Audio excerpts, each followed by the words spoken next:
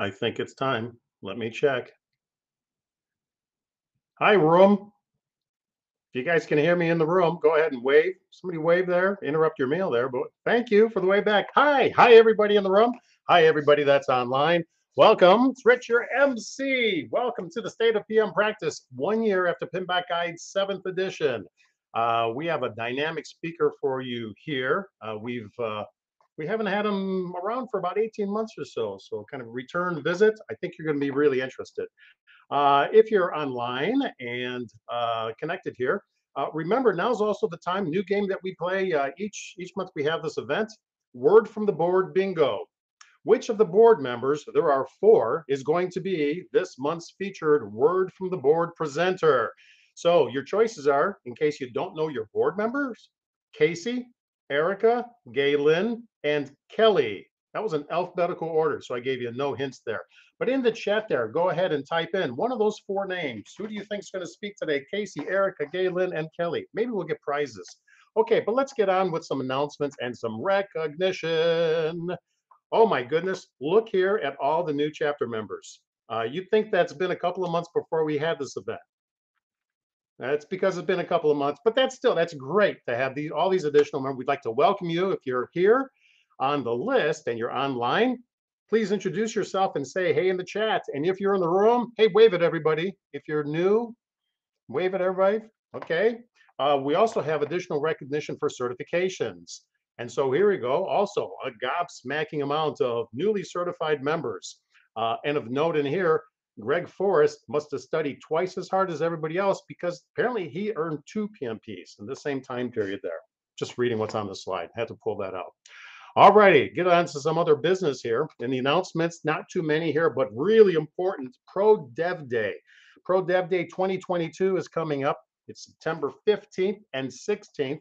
If they've run this the way they've run it before, I believe it is virtual. It's 3 chapters, all with the word central in their title. And I think it's a half day on the 15th and another half day on the 16th. And if I said all that right, look around in the room at board members, and you guys should be nodding your head viciously, up and down, up and down. Okay. By the way, that board of directors that we're talking about, those 4 people, they meet first Wednesday of every month. And they're very open for walk-in topics or for other discussion or questions. And you can send that information, those questions and content ideas to info@pmicic.org. Hey, by the way, for Pro Dev Day, you go to prodevday.com to be able to register, prodevday.com to register. Don't lose, third bullet point here, don't lose your chapter benefits. I think you hear this all the time, but ensure that you're signed up to auto-renew your membership, so that can happen. And we will have a survey as usual for tonight. Should take 60 seconds to complete the survey, but we would appreciate you doing that. Let me check all my notes here. Thank you for being here. Thanks. You guys all have a choice as to where you spend this Wednesday at this time of the day in the evening, and you're choosing your PMI. And we hope to bring you a credible, helpful program. I'm convinced we're going to do it again. And thanks for being here. Thanks also to all the people behind the scenes, like the ones that are able to have, help deliver that tasty food that I can see right there, right on camera.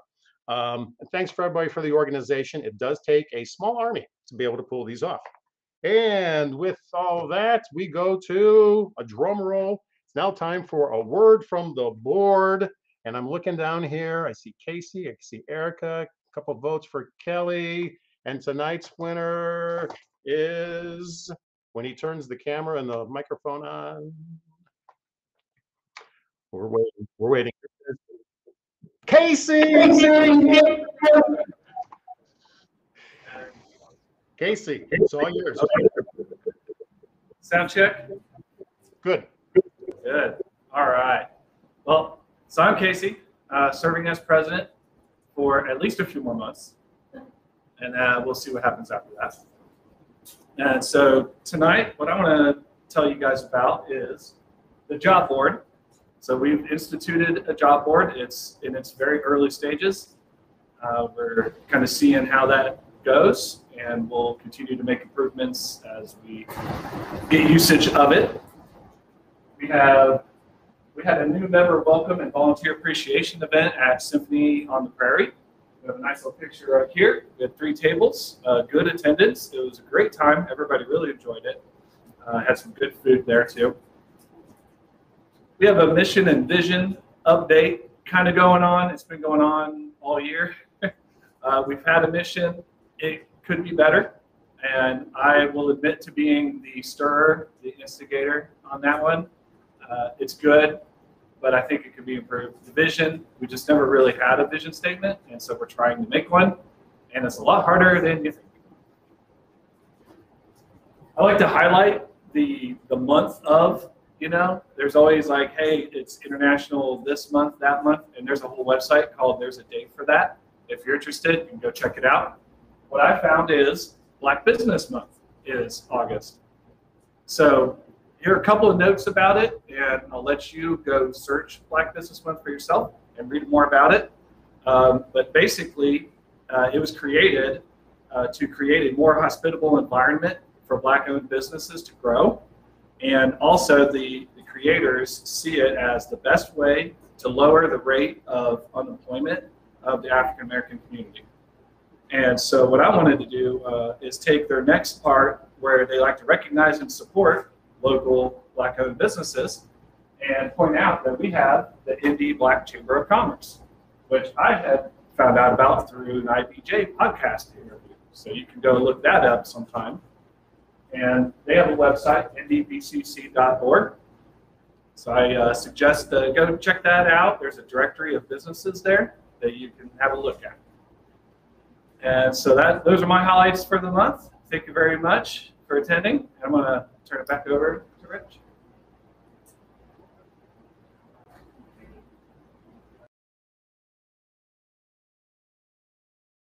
Casey, thank you very much. Appreciate that. And now it's the boring black and gray slide, if you will, but we do have a responsibility for these copyright and disclaimer rules here. PMI members have determined that honesty, responsibility, respect, and fairness are values that are pretty important to our profession, and therefore we all practice those. It will be mentioned again later on, but all work presented is not only the intellectual property of the presenters themselves, but the views, thoughts, and opinions expressed by those speakers are those, and not necessarily those of PMI or PMI CIC. And unauthorized reproduction or distribution of copyrighted work is illegal and punishable by some nasty stuff that may happen there. Okay, now we get to the fun stuff. Here is the introduction.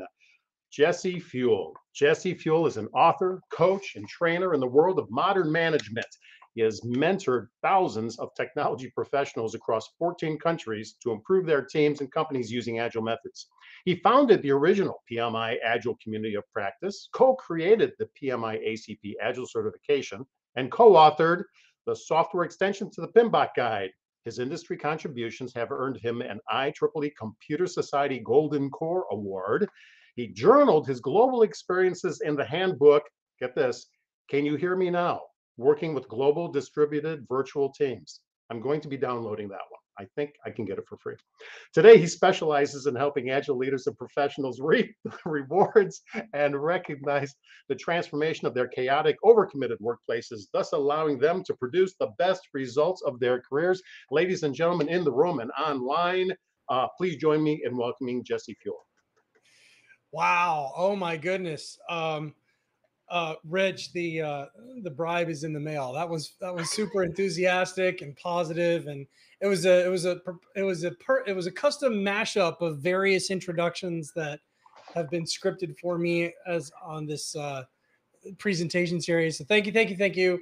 You're welcome. Rich, I can just prove that I know how to use Google. Yeah, there you go. Thank you, Casey, for kicking us off, and thank you, project managers, for coming and hanging out and investing your own time to get more invested in your careers. I've had the privilege of being involved in some amazing things that Rich mentioned during the introduction, and all of it simply came about because I got involved in my career outside the office. So tip of the hat for those of you who are showing up here to network either in person or virtually and get a little bit of a sense of what's going on out there in the industry. So I am super excited to talk to you about the state of project management practice. I don't know if you realize this, but it's been a year. It's been a year since the 7th edition of the PMBOK guide was released, August 2021. And I had already shared with this community a while back about what was the intent of the 7th edition, because it's a fundamental change. It's a fundamental readjustment. And I was invited back to say, hey, to share, hey, Jesse, what are you hearing out there in the way of people's response, their reactions? What's the impact of all of this change? And so I want to refrain, repeat, and re-emphasize the key theme. The key theme that I shared last time and that I'm going to be emphasizing is that we are in the midst of a reimagination of what project management fundamentally means. This is a redefinition of what the profession is, and it means more today than ever before. With all of the change that's happening in our workplace and in the marketplace, we're seeing more change, more pace of change and more disruptive change than in human history. And I mean, I thought it was funny to say that my Blu-ray collection was obsolete because of all the streaming business. Well, you know what? Turns out my Netflix subscription is now obsolete. Because now we're coming out with all these other new services like goodbye HBO, here comes Discovery Plus. What? I mean, just change is happening all over the place. And as a result, we need project management more than ever before. And we're going to explore this a little bit in a couple of key points. First, we're going to give the backstory about what has happened recently last year. What was the deal with the 7th edition? What was the driver around it? Then we're going to talk about the community response. We're going to get some real quotes from real people that are really interesting. And we're going to see how that translates into the actual practice of project management. How do I do this with all of the change that's coming in place, not just in the real world, but also with respect to our standard, the project management body and all, our standard of practice. How do I do my job now that we're having a fundamental redefinition, reimagination of the job?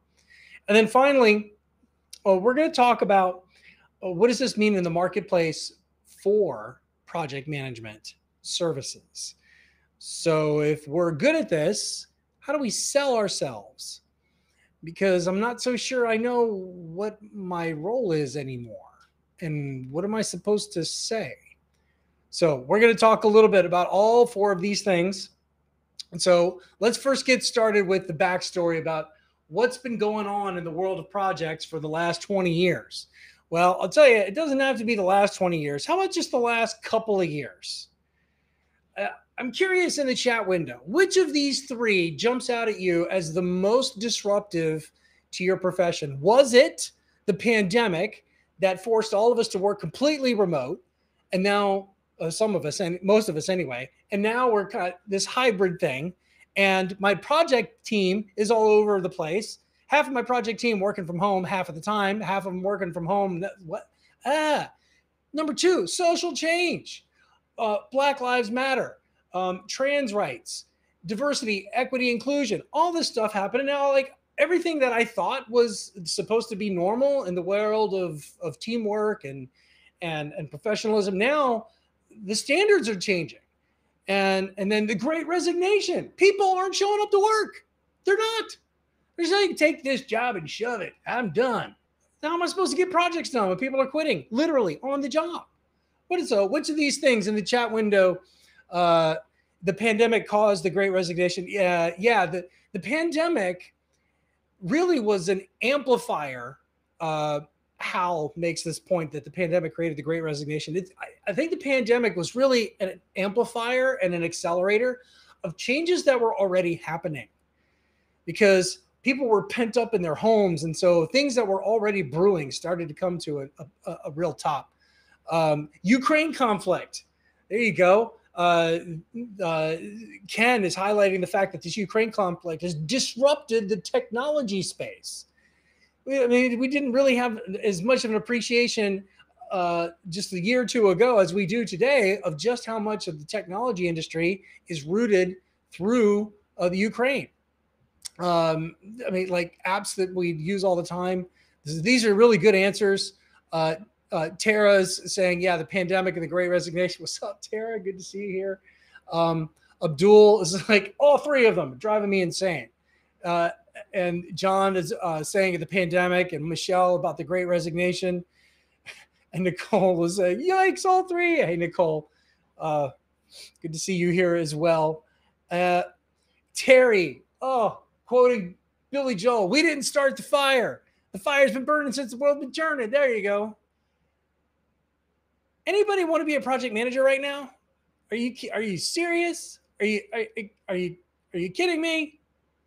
So what do we do? What's the response to this? Well, the response has got to be something different. Because here's the history of project management in the 21st century. In the 21st century, the fourth edition of the PMBOK Guide came out 500 pages. A couple years later, fifth edition, 150 pages more. A couple years later, sixth edition, 180 pages more. When this project started, the PMBOK Guide 7th edition started around about 2019, right before the pandemic. People were asking, are we looking at 1,000-page management standard? If we do that, we're going to be laughed out of every management, every executive conference room. It's going to be stale the moment it's printed, because change is happening even faster than it was in 2009. What are we going to do? Oh, and by the way, have anybody heard of this thing called the internet, where you can put things on a website and you can change them more often than every 4 years? Did you know you could do that? What? And also, instead of a management standard that's fixating on a flexible framework for most projects, you know what we need? We need a universal definition of project management that can apply to all situations all the time. So this is what the situation was. And so when the project went underway, there was a series of shifts. And so here's the evolution in detail. Previously, project management defined in the PMBOK Guide was focused on a prescriptive framework of processes. We got the 44 processes that are organized into knowledge areas, and you cannot you cannot pass go without first collecting $200 at this process, and then this process happens only after you insert tab A into slot B, and this is how it's done, right? Well, good luck with that, because today's world is just not conforming. It's not cooperating. And so instead of that, the 7th edition introduced not a flexible framework of processes, but a foundational set of principles that are intended to guide mindset, actions, and behaviors. And so to make that happen, the design of the document needed to change from 13 knowledge areas ranging from time management, scope management, human resources management, integration management, to instead just saying, you know what, let's just get to the bottom line. Let's talk about fundamentally, what do executives need us to do?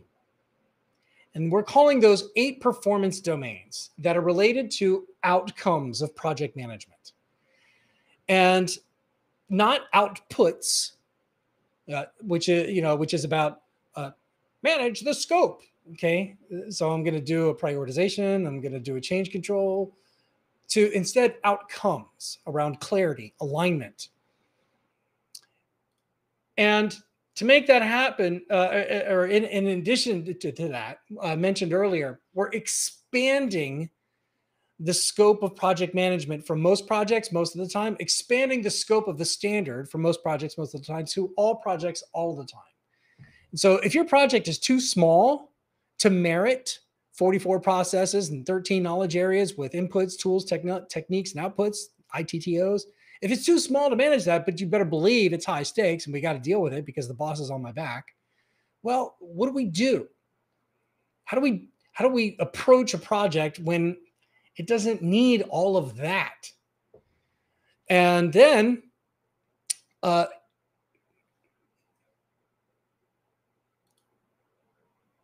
about the audience? Because let's be honest, those first few standards, the 6th edition, the 5th edition, the 4th edition, whichever one you first learned about project management from, it was a tough read. It was really only focused on professional project management people. Whether you're a PM, whether you're a PMO manager, whether you're a program manager, portfolio manager, it was really just for us. And what we're finding now is that more and more project management is a team sport. And what we need is a document, a standard that's understandable in basic human language, in human readable English, so that we can involve more people in the project management instead of being the only person that knows what we're doing. We need other people to know what they're doing so that we can lead them. The next shift was around tools and techniques. Before, the tools and techniques were scattered throughout the standard. So here are some tools and techniques for scope management. Exactly these.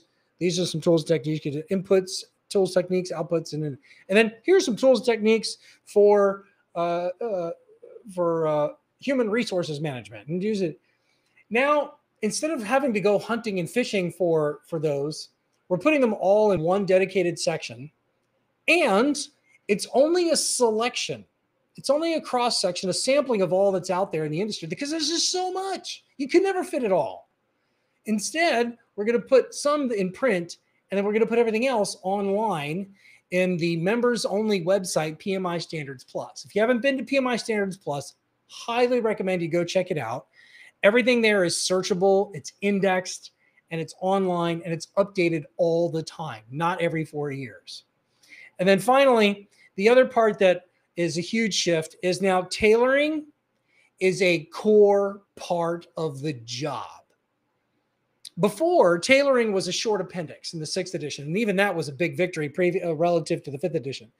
But this idea of adjusting your project management approach to the context, to the specifics of the project, no two projects should be run exactly the same because no two projects are exactly the same.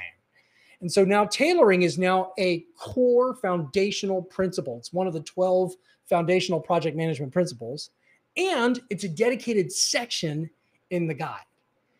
And so we have elevated tailoring now to be part of the core. If you're not modifying your processes, by definition, you're not doing project management. So these are the shifts that were done. And here's how it all fits together. We've got the why of project management right there in the center. The why do we need project management, Jesse? Why can't we just go into, well, let me ask you, how's the plan looking? What do you mean? Everything's a mess.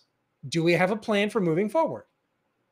No. Well, I can do that. I'm a project manager. I can get you clarity and confidence because we can put together a plan. Would you like to participate in that so that we know where we're going? Here's another one. Why do we need project management? Well, let me ask you, how's your team doing? Well, my what? Your project team. Well, we just got a bunch of vendors and contractors and we told them to go do some work. How well are they working together? I don't know. Would you like them to? I guess. Well, isn't it great that you have a project manager here who specializes in project team performance and actually gets them to collaborate instead of holding everything to the chest and and then viewing everyone else as a threat and not getting any work done, because if I get work done, then now my job is at risk. So these red circles in the middle, they're called 8 project performance domains. And this is why people need project management. And if you've ever struggled to explain the value of project management, the value of project managers to executives, we're gonna talk about that a little bit more. And then there's the principles of project management. There's 12 of them, and they range from things like lead, Demonstrate leadership behaviors because you're a project manager, and that means by definition, you are a leader. Lead them. Offer ideas. Listen to other ideas. Hold people accountable.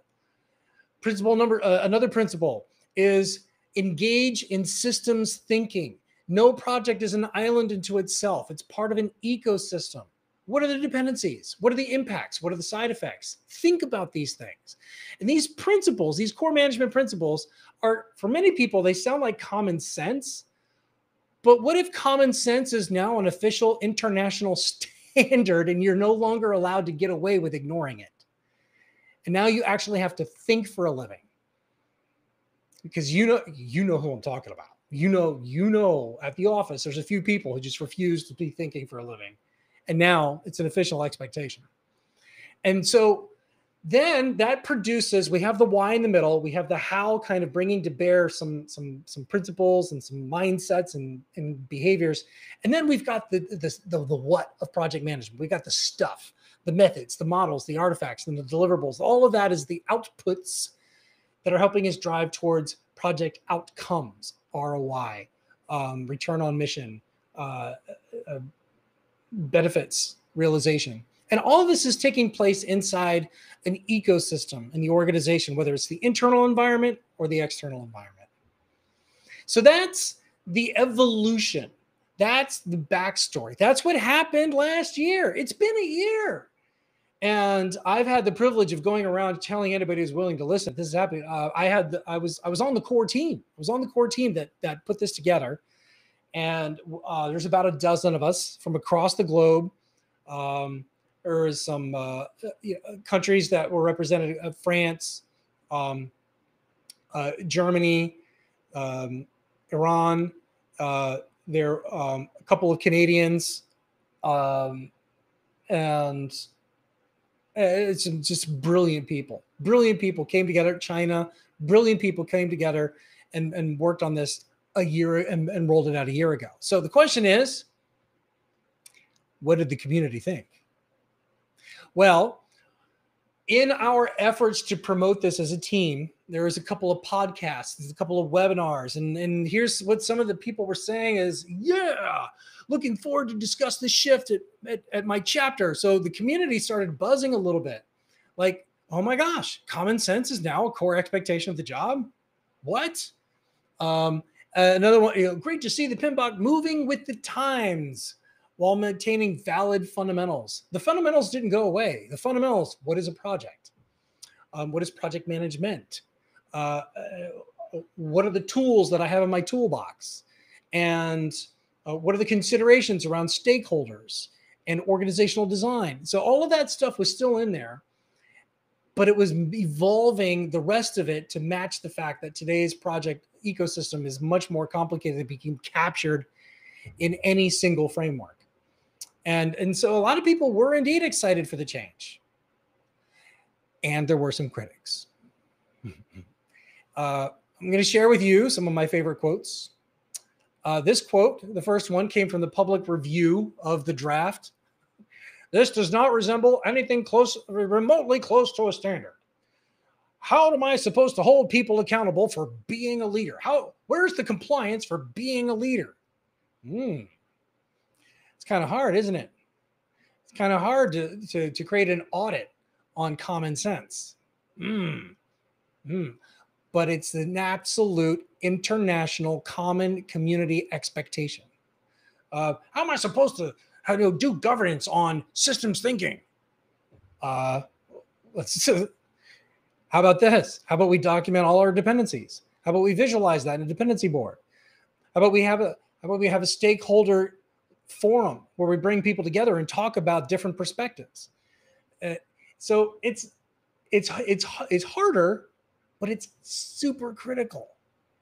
Another comment that came, this is here we go, on LinkedIn.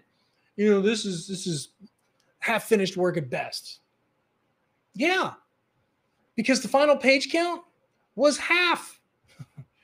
It's just a few hundred pages. And 300 pages is a lot less than the previous edition, 600 and change, 650 and change. Right? Good Lord, I can't even remember the numbers.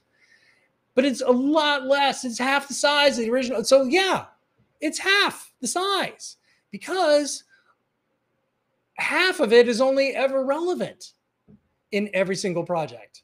There's a lot of that that's just not relevant in this industry or in this kind of a project environment. So yeah, that's kind of the point, I think. And then another point here that is this is the most unusable version in years because it's not how I used to use it. I used to use it as a cookbook. I used to use it as color by numbers, as a recipe for making a meal.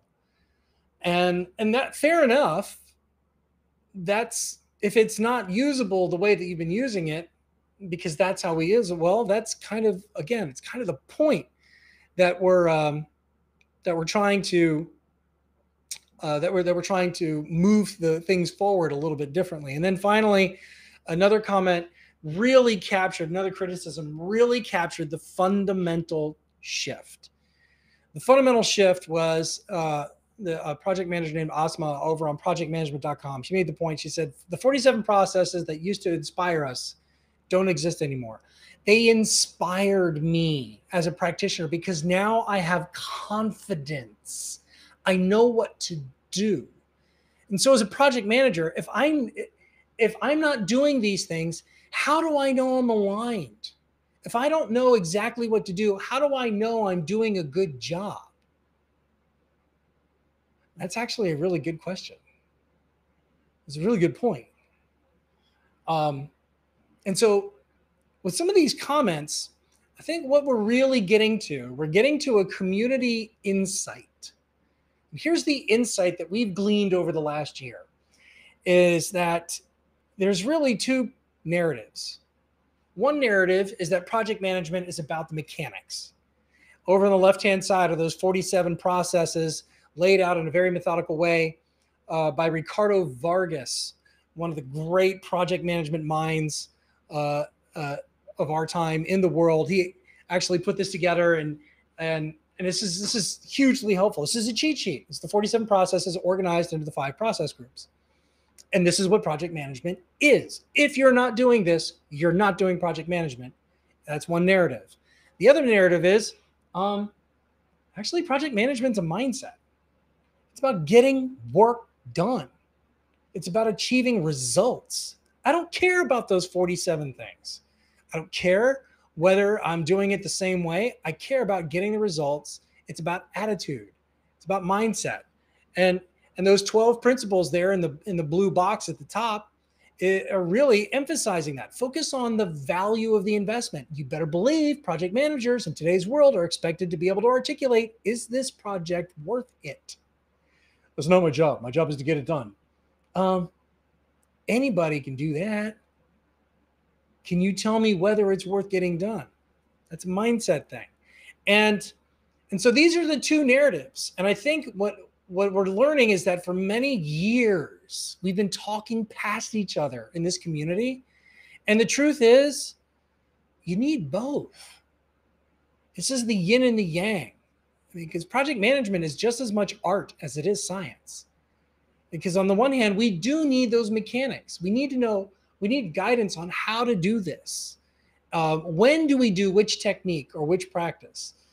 What is the sequence of things? And that's where the ITTOs were super powerful, because I had a set of inputs, some tools and techniques, some outputs. And I need those checklists so that I know that I'm compliant with expectation, that I'm doing a good job. But on the other hand, so often we get wrapped around the axle with the details, we lose sight of the big picture, like the ecosystem with its dependencies, the relationships, and those domains that we're supposed to be covering. And many times we forget to cover one area because we're so focused on this area over here. How do we operate with more intent than just follow the rules and follow the script? And you need both of these things. This is the huge insight that I think we're really coming to grips with. This is, I think, been one of the fundamental differences of perspective in all of project work for for as long as I can remember. So here's the bottom line. Here's what the people said. The pros. Universally, the feedback has been, I love the fact that there are few pages. Love the fact that there are digital resources that are searchable and updatable. Love the fact that it's less prescriptive, where as a project manager, I have a lot more PMO leader. I have a lot more discretion. I have a lot more flexibility. I can go back to those 47 processes if I want to, because they're still in Standards Plus. And they're still proven practice. And we like the fact that it's emphasis on big picture. The con, though, twofold. One, this is too disruptive for many long-standing project management people. The people that are veterans of the PMBOK, this was extremely disruptive for PM trainers, because as a PM trainer, I knew what to teach, and it was only ever for the last 20 years an incremental adjustment. Now, with this fundamental disruption that reflects the disruption of the industry, what am I supposed to teach? And I think more than anybody else, the project management trainers struggle, because at the same time that we were doing this, there was also the changing of the project management training program with PMI. We went from REPs to ATPs, and so that was challenging for them. The other con is that there's not enough guidance for early career project managers, those that are new to the profession. So what do we do? What do we do about these cons? And that's where we talk about the state of practice. Let's talk about the state of practice in the industry. How do we do this now? Because the new PMBOK guide doesn't tell us what to do, unless it does, if you look closely. So we're going to embrace two scenarios, two personas. We got one scenario for the early career PM, and then another scenario for the senior PM. And we're going to start first with the senior PM. And here's the persona. This is somebody that's got a broad toolkit. They've read a lot of books in their career. They've used a lot of different methodologies, because, you know, over there we use this one, but over here we use that one. They've got the battle scars. They've made some mistakes. Okay. Hi, I'm Jesse. I've been fired a couple times as a project manager. It's never fun. And it was absolutely my fault. Yeah, that's another story. Maybe we can talk about during the networking time. But a senior PM has confidence insights on what helps and what doesn't help. And so the feedback we got from a lot of senior PMs is, I thought I was a renegade all this time. I thought I was breaking the rules.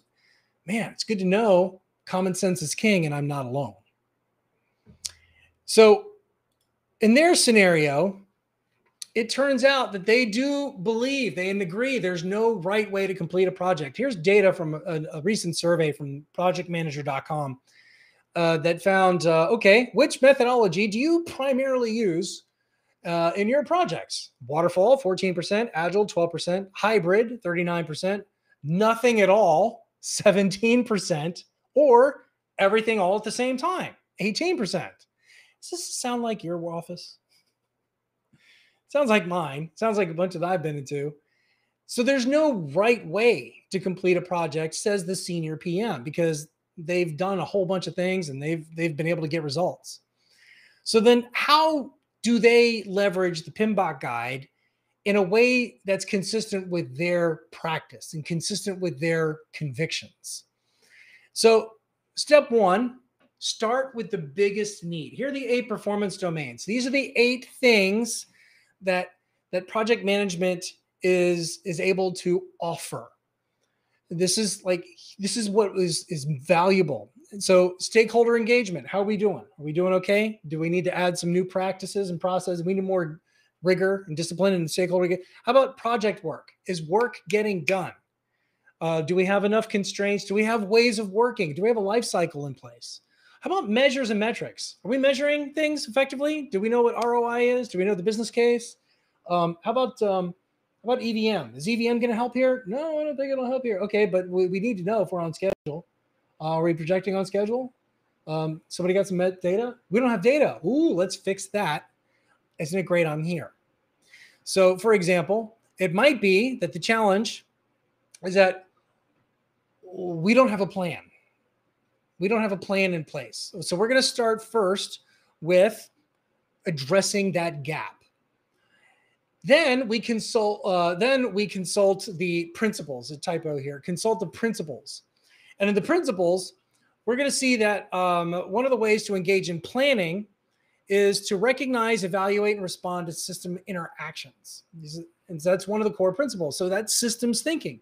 So if I wanted to have a project plan that recognizes the fact that there's a lot of dependencies, a lot of vendors, a whole lot of stuff going on, then I might want to keep in mind about it. Also, I remember in the toolkit, cross-cultural communication is really important when you put together a plan. And there's multiple channels. And I remember that the most, that's important. And it's listed in my toolkit. But I also have some experience as a senior PM, because I might remember that when I was back on Project Excalibur, getting everyone in the room sparked a real plan. Getting them in the room and doing a live workshop together really yielded some results. So here's how it comes together as a senior PM. I can take action with confidence on filling the gap around project planning in this particular project. The other things might already be in place. We might have a team. We might actually have metrics, but we don't know where we're going. Well, I consulted the principals. I took a look at method models and artifacts. I have my experience and outcomes. Let's host a full day in-person big room planning session. Key leaders and stakeholders will co-create a roadmap that navigates all these complexities.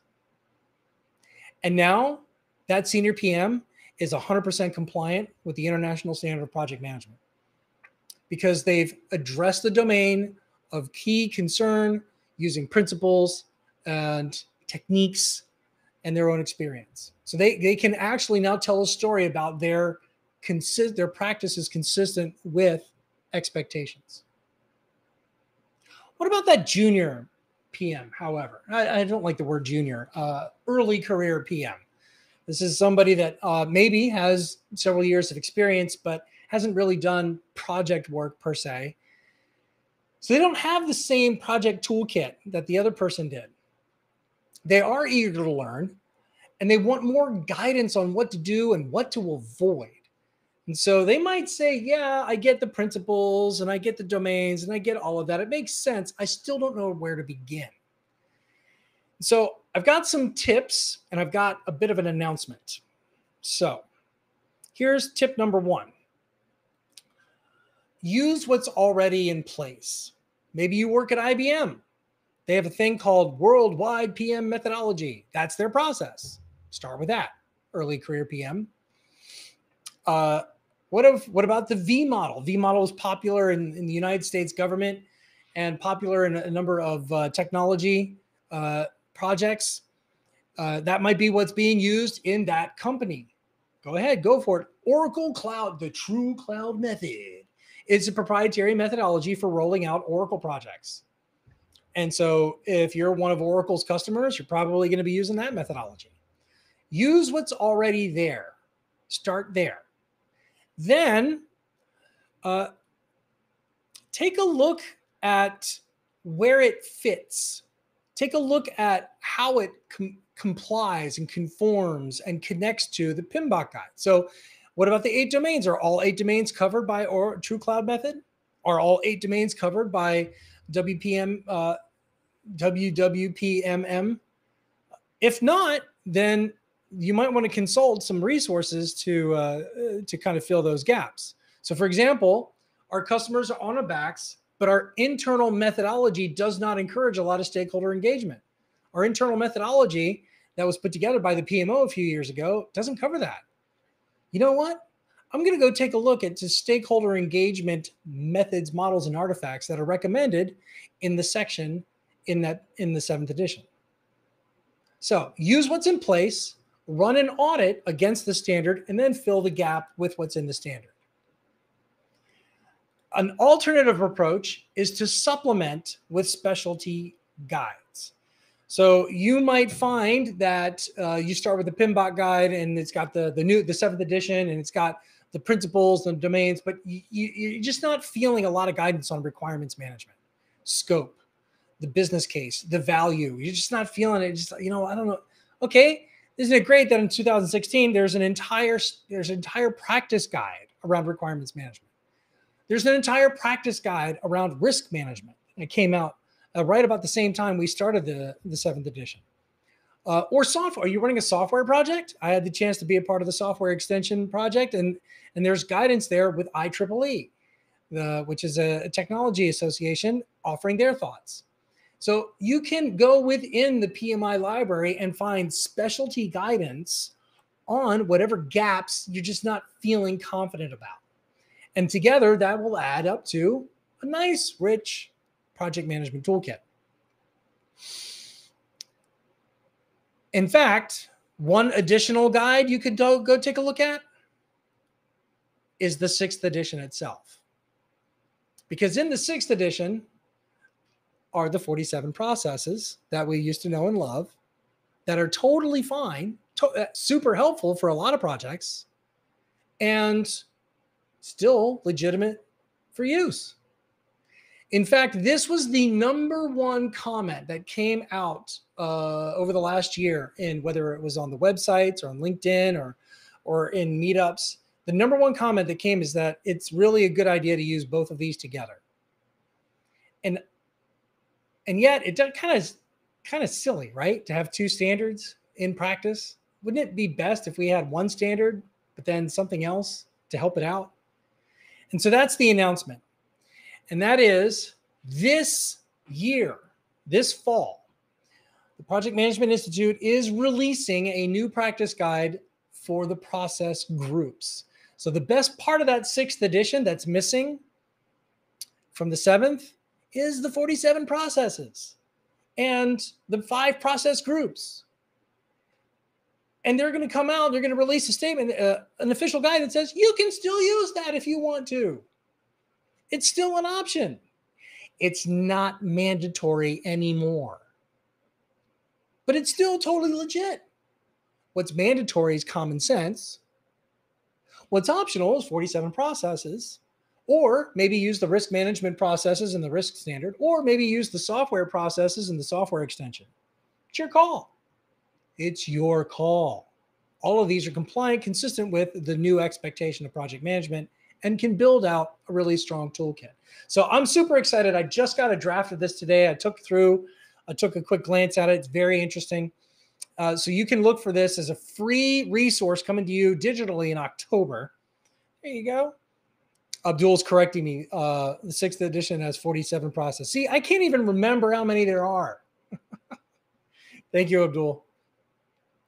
All right, I'm going to close real quick with the bottom line. So how do I pitch myself now in the marketplace? And for that, I want to share with you some data from the Agile community, because Agile project management is one kind of project management. And they ask themselves a question every year. Every year, there's the State of Agile report. It comes out, and this one came out. This is the most recent one. It's less than a year old. And the question is, what was the reason for adopting Agile? Why did you need to go through this? And you look at the data here, and it's like enhance ability to manage changing priorities, increase productivity, increase quality, increase predictability on date and budget, reduce risk, improve morale. So there's all of these outcomes, organizational benefits for Agile project management. What if we were to say the same thing for any kind of project management? Because if you implement any kind of project management, I absolutely should get more productivity. I absolutely should get more quality, more visibility, better risk management, more morale. If you're a good project manager, you better be able to get me any one of these things if I need it. And so I think it's really awesome that we have the ability now as project managers to draw a line of sight from our official standard domains of practice to the kinds of things executives care about. So for example, if an executive cares about more visibility, I don't know what's going on in this company. Everybody's working on stuff. We're spending money left and right. What's happening in my organization? Oh, I'm so glad you asked, because I can give you a plan. I can generate a plan for every single project. I can tell you where they're going. I can also measure the current progress and where they are. I'm a project manager. You're welcome. Here's another one. Executives like, everything takes too long to get out the door. You people are slower than molasses. I don't know what you do. We need more speed. We need project management. Well, I agree. I know how to optimize team performance. I've got a whole toolkit, and I also understand what it means to be a leader in the project management role. I also know different kinds of life cycles that'll get more frequent delivery. So we can phase this project out if you want, and it'll be you'll get something sooner instead of everything later. You're welcome. I'm a project manager. Or, you know what? None of our projects are worth it. You get these fake business cases, we do the work, and then we show up and then we deliver them, and it turns out we don't get the results. We need to stop this. We need to fix it. Oh, you know what? I think it's probably because the scope is some one person's idea. I can engage more stakeholders with a user forum, with surveys. And then we can also calculate ROI. We can focus on delivering valuable scope instead of all the nice to haves that somebody just tried to sneak in there like it's a government bill. Oh, and I can also measure value because I'm a project manager. You're welcome. And so for the first time, we have a line of sight for my money anyway, from what we do to why we do it. And I think that's the big lesson as we wrap up today. What you do in project management is not why you do it. And now leaders not only expecting you to know the why, but the PMBOK standard is also expecting you to know the why. Those were the things that we wanted to talk about today. Was what happened a year ago? What was the backstory? Why did it happen? What was the community response? What's the state of practice today? And now how do I pitch my value as a project manager in light of all of this change? So with that, Rich, I'm going to hand it over to you for questions, comments that came into the comments. Excellent, Jesse. Thank you very much. By the way, people in the room, I think Casey will be enabling the microphone and the camera there as well, so we can do that. We'll start with a couple of online questions. I also noted, Jesse, there aren't as many questions as there are comments that I will then convert into a question. Ken has a long one going out here in some statements and no question mark at the end, but I'm going to flip the question mark and help Ken out here for something. There's a good point about how do we prepare with all these changes? Wow, dramatic changes, what to expect out of the PM. Who is it and how are we to get non-PM bosses, particularly, up to speed and what to expect since expectations seem to be changing? So non-PM bosses, this is another one. This is an excellent question, Ken, because we know what project management is and others don't. And so there's a phenomenon in psychology called the curse of knowledge, which is because I know it, I assume everyone else does. And I just proceed forward as if everybody else knows that there are 47 processes, actually 49, and that they're supposed to be done in this particular sequence. And if that project isn't doing it right, then they're obviously not going to perform. And I'm frustrated that nobody else sees this and nobody else knows because I know. And we forget sometimes that nobody else knows. And in fact, for a lot of leaders, fundamentally executives in particular, that non-PM boss does not care about your WBS, does not care about your critical path method. They don't care. What they care about is the bottom line, which is critical path method. Are we behind schedule and why? Or WBS, oh my goodness, why did this scope why did our scope double in size? And now our budget and schedule just doubled in size. Where did all these requests come from? They care about those bottom line questions. And so that's why the reduction in size, I think, reflects the fact that there's more than one way to answer those questions. And remember, for the senior PM, they're just like, oh yeah, I can answer that question 3 different ways. It's that early career PM that's looking for a little bit more guidance on how do I answer that question. So this is a really good point, Ken, because for a lot of what we know, other people don't. And many times they don't want to know and they don't need to know. They need us to answer the question in their language. Why are we behind? and where did all this extra scope come from? Very good. Let me check. Hey, is there a question from the room? I'm looking for some type of body language. If somebody like not, oh, yes, look, someone's raising their hand. How can we do this? There we go. Oh, camera's right here. Okay, so we have video, audio. Can you hear? We can hear. We're good? Go ahead. 1, 2, 3, testing. Thank you. The presentation was fantastic.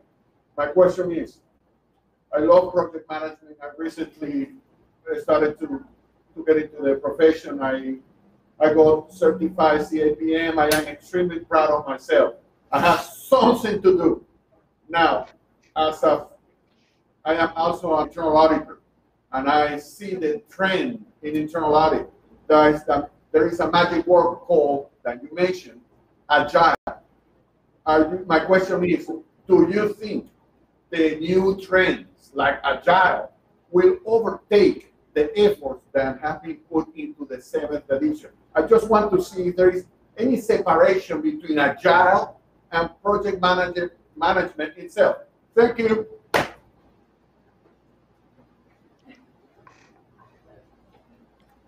Thank you for that. This is a really important question, and it's actually one that I got hit with back in the 6th edition, because I was at the right place at the right time, and I was asked to co-author the Agile content in the 6th edition. And so one of the questions I kept getting is, now that the 6th edition is talking about Agile, this is back in 2017, does that mean everything is Agile now? And that we've lost the war? And I was like, what war was there?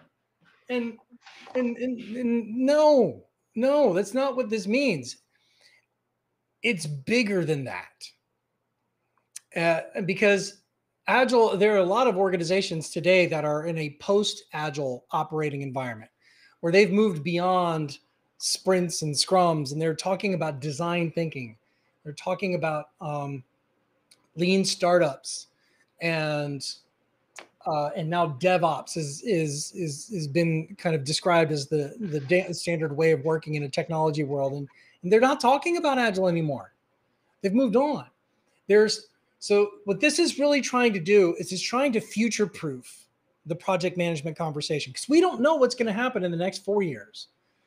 And so, yes, there are so many trends. Now we've got the trend of hybrid/remote work. We've got the trend of global teams and global projects. We've got the trend where more and more work now is involving technology. It could be argued that every project is now a technology project. And because there's somewhere technology is going to be impacted, or a data project. And so there's all of these trends, and all of them are pointing in the same direction, which is that your toolkit and your mechanics need to evolve, but your mindset needs to be firm. And the mindset around focusing on value, demonstrating leadership, and building a team that can get work done. These are the things that are fundamental and that are future-proof. They're eternal. The trends, we don't know what's coming in the next 2 years. So thank you for that question, because it's very timely, and it does seem to be a bit of a distraction. So my advice is learn everything. Learn. And that learning will make you future-proof. Jesse, I think we'll close on the Q&A with this very tactical and practical question from Michelle. Excellent. Michelle's asking, will the certification exams change in a similar ways? Actually, Michelle, they already did. So congrats to our recent CAPM graduate who just shared the previous question, who was able to pass, even though there have already been new items rolling into the PMP and the CAPM rotation. The PMP has always been, and the CAPM has always been, a certification program that pulls from multiple sources, multiple books, multiple documents. The PMBOK has only ever been one of many sources for the exams. And so that's already been underway. And in fact, what just came out this is a couple of months ago was the new talent triangle. Right. So even our PDUs have changed. Now our PDUs are no longer about leadership, business, and technical project management. Now I don't even know what the new one is, but one of ways of working and power skills, right? So even that is changing. So the recommendation for those of you who are studying for an exam is don't change your strategy. Don't change your strategy. Reach out to your chapter leaders for guidance on an exam prep program. Reach out to your favorite vendor or your favorite prep book. Whatever you do, don't read only one thing. Don't read only a PMBOK guide and hope to pass the test, because there's a lot of the questions that don't come from any PMBOK. So excellent question. Thanks for listening, everybody. Well, and Jesse, the audience. Speaking of thanks, on behalf of our audience here, we had as high as 46. We have 10 plus in the room, I understand. Thank you very much for agreeing to present to us. A lot of great comments on behalf of that. When I heard you were going to come and speak again, I looked for an apt a gift of gratitude for you. And I tried to come up with something which is like, topical to either the subject or like a person's name. And so I thought, well, maybe that I could fill this with like diamonds or gold or something, but it really has something much more valuable. It really has gasoline in it. If we were in person, I'd be able to get this to you. Unfortunately, I can't stuff that in your email box. So our next best thing, Jesse, is one of these, our wonderful certificate of appreciation signed by 2 of our 4 board members, Casey and Galen. Thank you. Stuff this in your email box shortly. You'll have it to be able to Well, print. I would much rather have a certificate in my inbox than a tank of gas in my mailbox. Okay, so thank you for that. All righty, Jesse, understand that you can sign off cam and the video now, but we will see you back in the online networking session. And for everybody else, I'm going to steal directly from John Oliver and his show. And now this.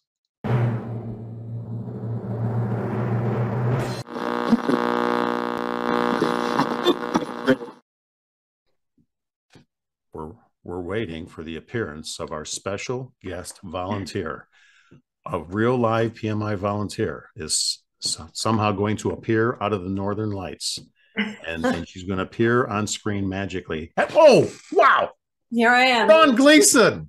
Dawn Gleason, it's nice to everybody. Dawn Gleason, give it up for Dawn Gleason. Thank you. Thank you. Thank you. Great to see you, Dawn. So, Dawn, we'll just get into it. Dawn, how long have you been a PM? Oddly enough, I'm not a PM. I am a PM wannabe. A PM wannabe. How long have you been a PM wannabe? At least 7 years. 7 years of PM wannabiness. Oh, that's sensational. Hey, Dawn, though, you volunteer for PMI? I do volunteer for PMI. Yes, okay. So say more. What's your volunteer? I love to volunteer. I love to volunteer. But I do feel like giving back to the community is important. And even if it's an hour here or an hour there, and it's just finding that right fit. So for this, Erica said, it's kind of behind the scenes. You don't need to show up somewhere. You just need to do work behind the scenes. And, if you can help us out, that'd be great. So I said, yes. And so here I am. Cool. Well, let the podcast begin. I didn't have my special podcast microphone there. So tell me about this job. What's this called again? Job something board? What? It's a job board. A job board. Yes, job board. Okay. And what's its purpose? Its purpose is for employers to be able to post jobs for employees, potential employees, project managers who are looking for work. And so the idea is that we can marry those 2 groups together nicely using a media that everyone uses, which is the PMI CIC webpage. So it's right on the webpage. We have it up and running, although we don't have any jobs yet. But I think long-term, it'll be a great opportunity for employers to find employees and vice versa. Hey, one last question to get us all a chance to know you a little bit better. If you could be any Marvel character at all, who would it be and why? That's so funny. Okay, so I really do love Doctor Strange because of I talk with my hands, and I love how he, can manipulate the reality with his hands. My whole family does it. It's kind of crazy, but I love all the Marvel characters. I really do. My kids, I have a 14, 16-year-old. They kind of brought me into that realm, and so we're a little behind. We have to watch the last one that just came out. But yeah, I would have to say that, or who wouldn't want to be Iron Man, right? Here I am. Well, that's great. Yes. Very good. Dawn Gleason, our volunteer of the month for our PMI mini volunteer. You're not a mini volunteer. Volunteer mini podcast. Well, give it up again.